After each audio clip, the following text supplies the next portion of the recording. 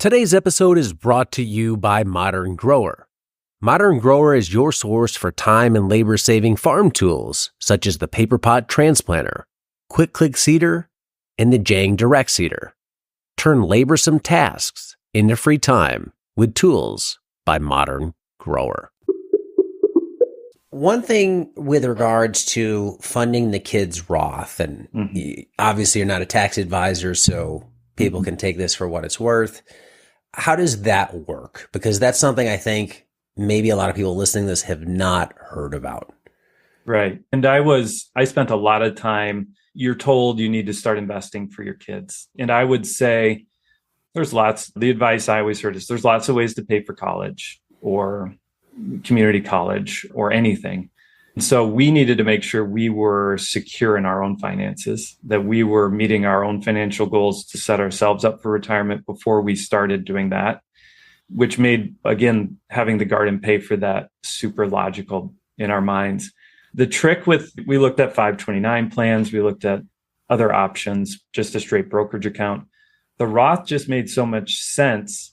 The loophole is we have to pay our kids.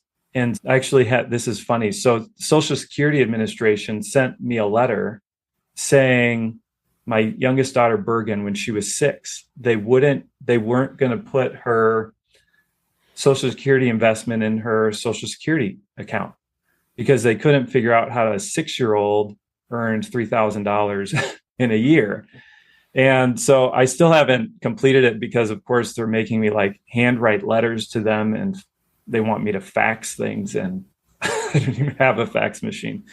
But we had to pay them so that then they have an income so that they can invest in the Roth. And of course, I'm running everything, but you cannot invest in a Roth unless you have income. And so we had to pay them. The very first year I learned a lesson. There is a minimum income requirement before they have to pay taxes. So the very first year I paid taxes for them, I was like, this is painful. I don't think I'm going to do this anymore. I didn't want the government taking that money, and it was just painful. The following years, I figured out that there was an income limit and that I didn't need to file for them. And so we'll pay them under that limit as long as we can and invest that money for them. And then when they hit a certain age, it'll be theirs to choose with what they want to do. But time in the market is so important. And I'm just hopeful that we're raising responsible kids. I love our kids. You just hope that someday when we pass that along to them and they're at the right age, that they know what to do with it. But if they want to take some of that money out for college, they certainly can. It's a qualified expense. Or when they reach 59 and a half, they'll have a nice investment there for them. So, do they have to be W-2 employees? They do not. Nope. So they're just contractors. So you 1099 them. Yep. So it's worked really smooth. I passed it all through the accountant and it all works. And it's gone really well.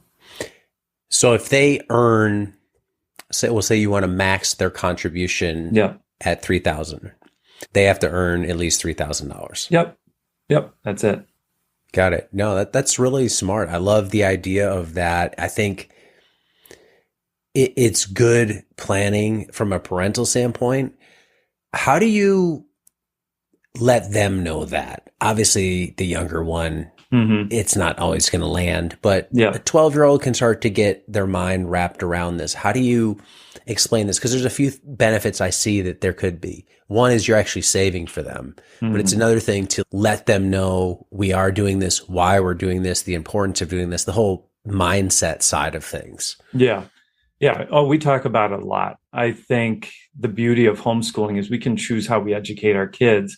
And personal finance is near the top of the list for how we want to teach them to go about their life. I think it's a huge gaping hole in our public education system. We talk about it a ton.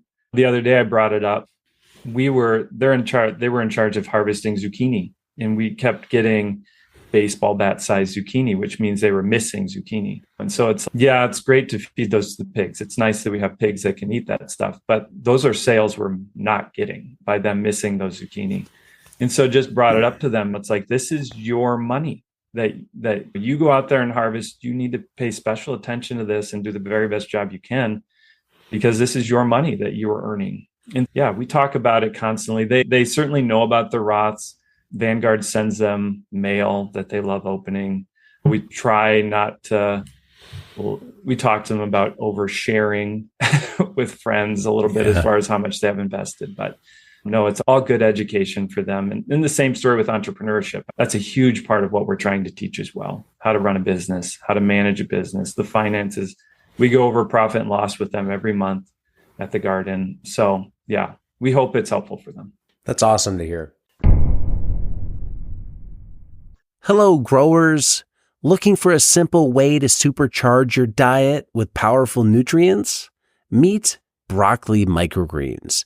These tiny sprouts pack 10 to 100 times more nutrition than mature broccoli, making them a true superfood. With their mild flavor, broccoli microgreens can be added to any meal or smoothie, giving you a tasty health boost.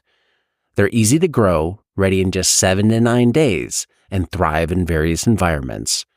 Rich in sulforaphane, calcium, vitamin C, vitamin A, iron.